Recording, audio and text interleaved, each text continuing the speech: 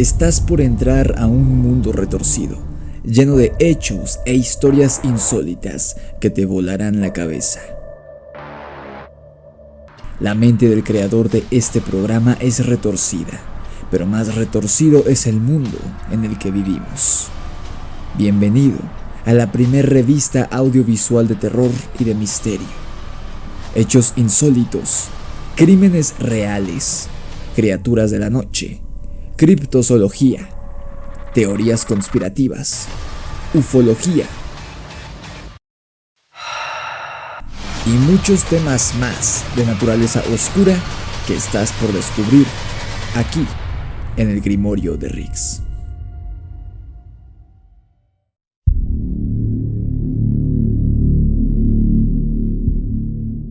¿Qué tal, hijos de la noche?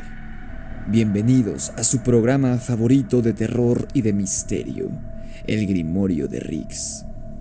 Ya tenía tiempo que no les compartía un relato enviado por alguno de ustedes, mis suscriptores. Me han llegado varios relatos muy interesantes en las últimas semanas, pero son demasiado cortos como para dedicarles un episodio exclusivo a cada uno. Lo que creo que haré será incluirlos en un compendio de relatos para el podcast, en cuanto terminemos la tanda de episodios con invitados que están viendo ahora mismo. Pero al menos hoy les tengo una historia real en extremo interesante, ocurrida en Yucatán hace varios años, en la que dos tíos de uno de mis suscriptores, acompañados de otros dos amigos, avistaron a una criatura espantosa que, hasta el día de hoy, no han sabido determinar si era bestia, hombre o alguna entidad sobrenatural de las tinieblas. Pero bueno, antes de comenzar, como siempre, te recuerdo que le des like a este video y te suscribas a mi canal si mi trabajo es de tu agrado. Activa la campana de notificaciones para estar al pendiente de cada episodio que subo. Sígueme en mi cuenta de Instagram, de TikTok y todas mis otras redes. Si quieres mi novela de terror Demonios de Luna Llena, el link para que la compres en Amazon está abajo en la descripción del video, así como los links a todas mis redes sociales. Ahora sí, comencemos. Yucatán, territorio al sur de México, es una tierra de leyendas y una de las más enigmáticas de toda América Latina y del mundo en general. En esta zona habitó una de las civilizaciones más antiguas de América y una de las más enigmáticas de todo el mundo, los mayas. Esta gente plasmó conocimientos impresionantes sobre astronomía, cálculos y matemáticas que eran mucho más avanzados que los de Europa en años previos a la conquista, supuestamente un lugar que era más civilizado, y aún así los mayas le daban la vuelta en todo lo referente a ciencia y matemáticas.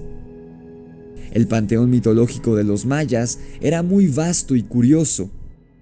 Ya te he hablado en el pasado sobre sus dioses, sobre los aluches, los balames e incluso te he hablado de los brujos que se convierten en animales, denominados huaypec, huaychivo y demás, justamente hace un año. Pero de la criatura de la que te hablaré hoy jamás he hablado y de hecho yo nunca había escuchado de algo así en Yucatán. El relato de mi suscriptor Adán Lugo me tomó por sorpresa y sin dudas me ha dejado sin palabras.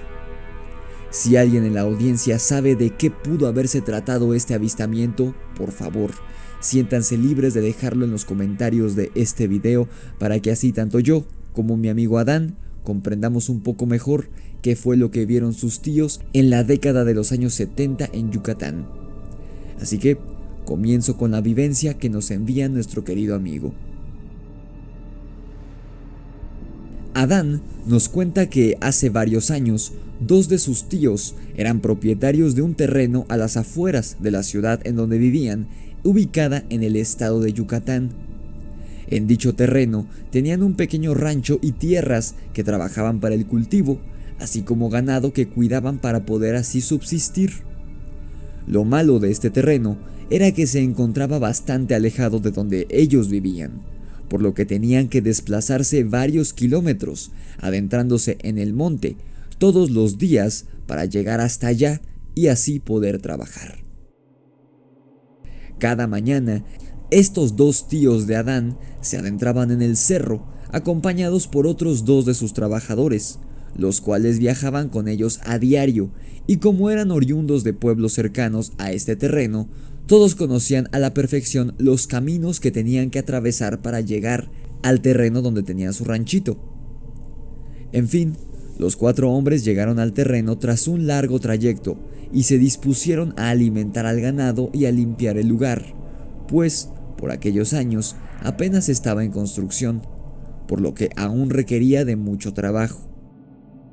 Para que te des una idea de lo aterrador que resulta lo que ocurriría un par de horas más tarde, necesito que visualices el tipo de lugar en el que estaba ubicado este rancho en Yucatán. Se encontraba, como te dije antes, en medio de un cerro. Únicamente había maleza, árboles enormes y plantas alrededor de la pequeña edificación en progreso. Y como esto ocurrió en los años 70, quiero que alejes de tu mente cualquier carretera, camino pavimentado o civilización grande cerca. Los vecinos más cercanos de este rancho eran 2 pueblos que se encontraban a 2 horas más o menos a pie de este.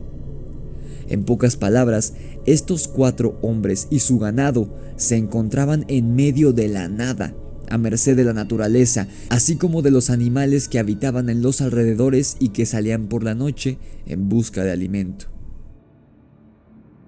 Si algo les hubiera ocurrido en algún momento, no habría nadie que siquiera hubiera escuchado sus gritos en la oscuridad.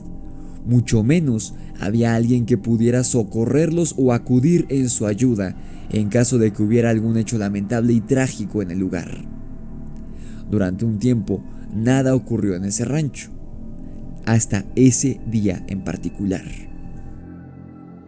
Usualmente, los tíos de nuestro amigo y sus 2 trabajadores regresaban a casa antes de que cayera la tarde, porque recuerda que para volver debían recorrer un camino de varias horas a pie, y recorrerlo en la oscuridad resultaba imposible, debido a los peligros que albergaba la oscura selva. Ese día en particular tuvieron mucho trabajo que hacer, por lo que les cayó la tarde debido a todos los pendientes acumulados que habían realizado durante el día. Eran cerca de las 6 de la tarde y ya comenzaba a oscurecer. No había forma de que pudieran volver a casa aquella tarde, así que los 4 compañeros decidieron quedarse a dormir en una pequeña choza improvisada que se encontraba en el rancho. Llamarlo choza era demasiado, pues era apenas una edificación de ingeniería extremadamente sencilla, construida con varas entrelazadas que tenían huecos entre ellas como paredes y un techo frágil. Era prácticamente una palapa.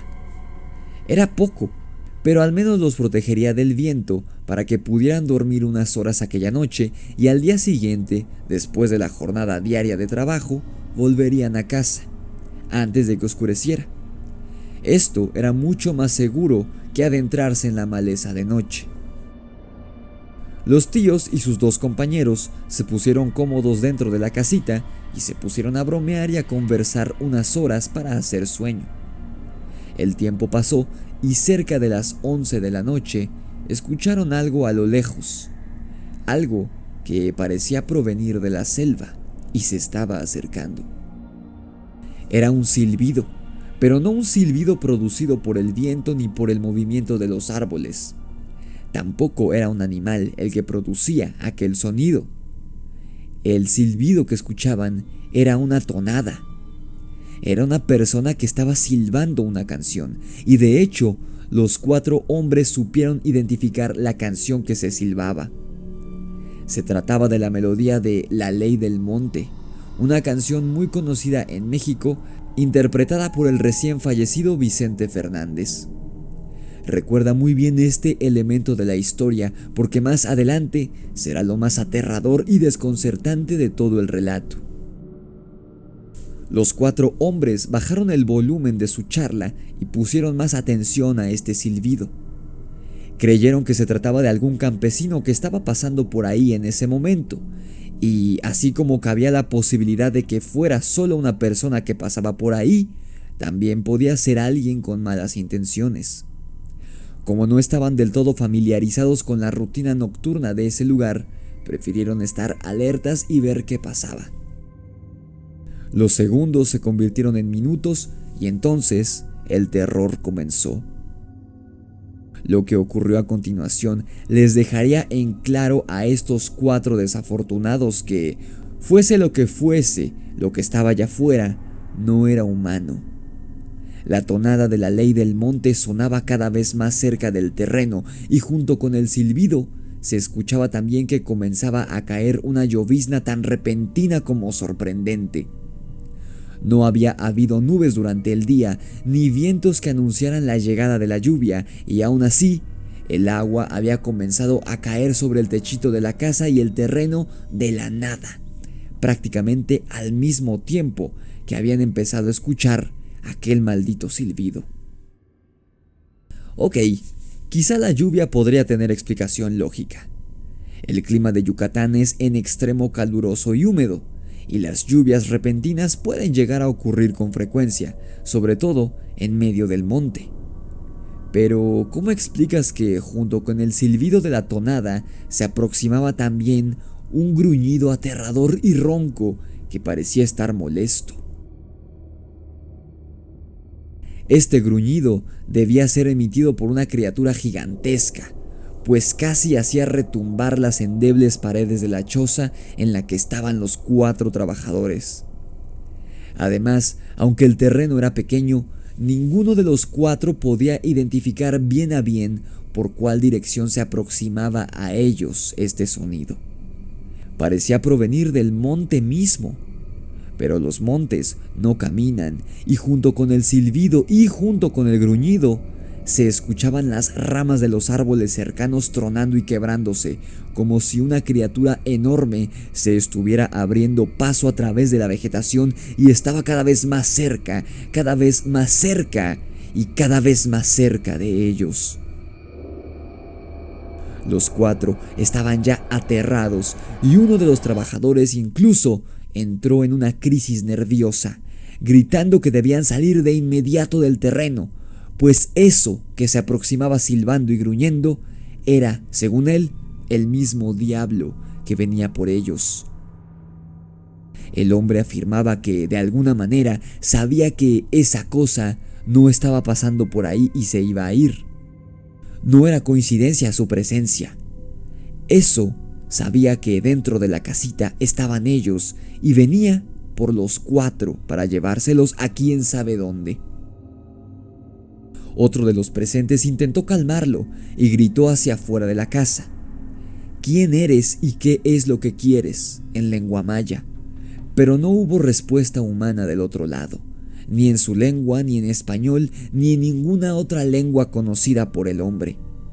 Solamente ese silbido infernal y el gruñido de ultratumba que ya retumbaba en los tímpanos de los 4 hombres de tan cerca que se encontraba. Solamente el silbido de la canción La Ley del Monte y el gruñido de ultratumba que ya retumbaba en los tímpanos de los 4 hombres de tan cerca que se encontraba de ellos.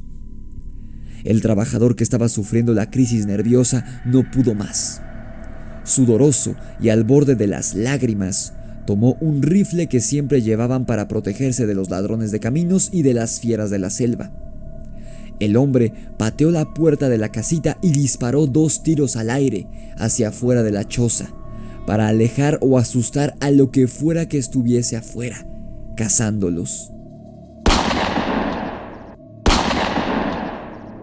En cuanto dio los 2 disparos al aire, cerró la puerta de golpe, se introdujo a la casa de nuevo y aún con el cañón del arma humeante y el eco de los disparos retumbando afuera en la selva, el hombre miró a sus amigos, tan pálido como un fantasma. Cuando le preguntaron a qué le había disparado, el hombre respondió que aquello que gruñía y silbaba era una especie de simio, y él lo había visto. Dijo que aquello era una figura que caminaba en 2 patas, muy alto, más alto que cualquier hombre que él hubiera visto, y estaba cubierto por un grueso pelaje negro en todo el cuerpo. Este hombre lo comparó con una persona utilizando un disfraz de gorila. De inmediato, los tíos de Adán intentaron calmarlo, diciéndole que ya se encontraba demasiado nervioso. Seguramente la oscuridad de la noche y su nerviosismo le habían jugado una mala pasada, haciéndole creer que había un gorila bípedo gigante en la oscuridad, afuera de la casita, pero en realidad no era nada. Sin embargo, los hombres no habían terminado de decir esto cuando el cuarto trabajador lanzó un grito espeluznante y con los ojos tan abiertos como platos señaló hacia uno de los huecos que se encontraba entre las varas que formaban las paredes de la choza, y todos pudieron ver claramente en ese agujero del otro lado de la choza un par de enormes ojos amarillos, para nada humanos pero tampoco del todo animales, que miraban hacia adentro de la casita con atención. En un acto reflejo, el hombre que aún tenía el rifle en las manos le soltó otro tiro al dueño de esos ojos a través de la pared y esta vez al parecer acertó. El ser chilló y emitió un gruñido aún más aterrador que el que había emitido antes, el cual pareció retumbar en todo el mundo de tan fuerte que era, y finalmente la criatura corrió alejándose del terreno y perdiéndose por fin entre la maleza. Curiosamente, junto con la criatura, la llovizna se fue tan repentinamente como había llegado unos cuantos minutos antes.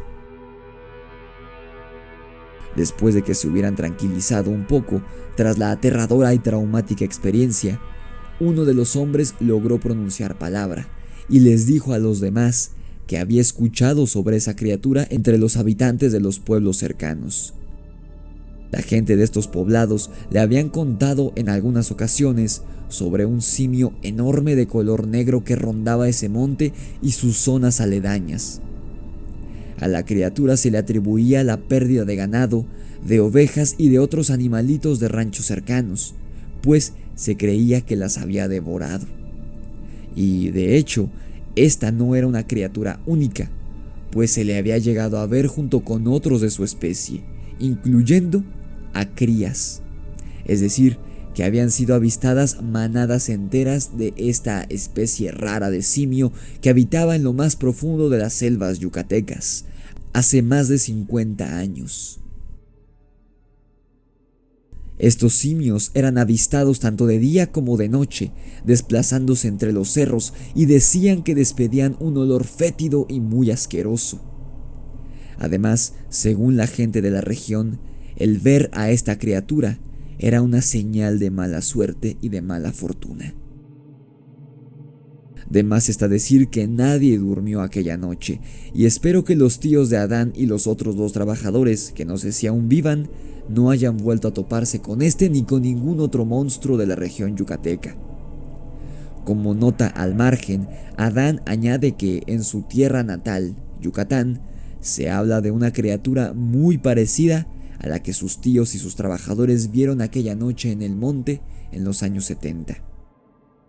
A la criatura en cuestión, nos cuenta nuestro amigo, se le denomina cincinito o culpach, y es una especie de simio muy grande que se desplaza a dos patas, con la peculiaridad de que los pies de esta criatura se encuentran al revés, por lo que, según la leyenda, quien intente seguir las huellas de este animal se estaría alejando de él, pues estaría yendo en sentido contrario.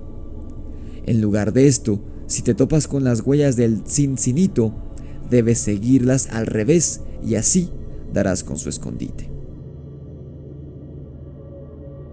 Como ves, este relato es muy similar a un avistamiento promedio o un encuentro normal con Sasquatch, pie grande o cualquiera de sus variantes existentes en todo el mundo.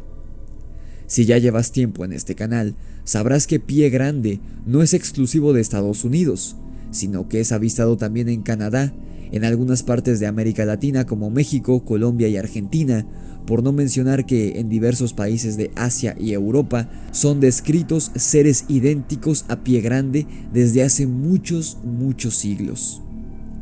El caso más reciente que revisamos fue el de los simios de las rocas, unos simios humanoides que fueron avistados durante la guerra de Vietnam, tanto por soldados americanos como por vietnamitas, pero que habían sido avistados desde muchos siglos antes por los locales que habitaban en lo más profundo de las selvas. Te dejo la etiqueta a la lista de reproducción sobre la serie que tengo sobre estas criaturas del mundo, pues ya van muchísimos episodios al respecto. Si hay avistamientos de criaturas tipo Sasquatch en Asia, es muy probable que haya seres parecidos en la selva de Yucatán o que lo haya habido en algún momento. Todas las características de las que hablaban los pobladores de la región coinciden con el simio mofeta de Florida, el Bigfoot del norte de Estados Unidos, el Ucumar de Argentina, el Moán de Colombia, etcétera, etcétera, etcétera. Todos son iguales, simios bípedos, enormes, de pelaje negro o marrón oscuro, que andan en manadas cortas, que comen animales de ganado y que apestan horriblemente. Todo en este relato concuerda con esas criaturas, salvo una cosa. Hemos hablado de que si Pie Grande y sus parientes del mundo existen, simplemente serían animales criptozoológicos, es decir, simios desconocidos por la ciencia debido a lo poco comunes que son. No hay manera de que estas criaturas posean habilidades mágicas ni nada por el estilo. Solo serían simios enormes que caminan en dos patas, nada más.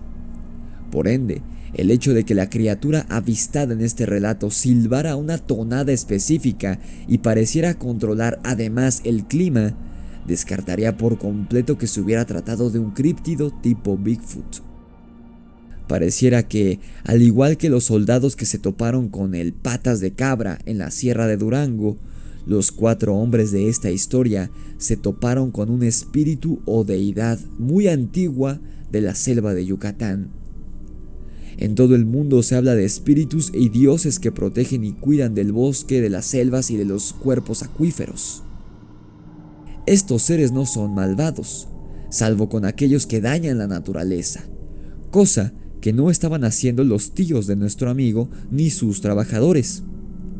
Quizá, si este era el caso, la entidad solo sintió curiosidad respecto a la presencia de estas 4 personas y a cambio se llevó un tiro, el cual, por cierto, si sí era una deidad antigua de la selva, no le hizo daño en lo absoluto. Así que, como te digo siempre, tú tienes la última palabra sobre lo que crees que ocurrió en esta historia y sobre el origen de la criatura que vieron los tíos de Adán y sus trabajadores hace 50 años. ¿Tú qué piensas? ¿Crees que este ser era una criatura tipo Sasquatch? ¿O crees que era un espíritu guardián de la selva? ¿Habrá sido otra cosa más oscura? Deja tu opinión abajo en la sección de comentarios. Dale like a este video si te gustó y compártelo con todos tus amigos amantes del terror y del misterio. No olvides suscribirte a mi canal si te gustó mi trabajo y activar la campana de notificaciones. Sígueme en Instagram, en TikTok, en Facebook y en Spotify. Mi correo electrónico necronomiconrelatos@gmail.com está abajo en la descripción, así como los links a mis redes sociales y para que compres mi novela Demonios de Luna Llena en Amazon. Esto fue El Grimorio de Rix y la criatura que habita en los montes de Yucatán. Nos vemos en la oscuridad.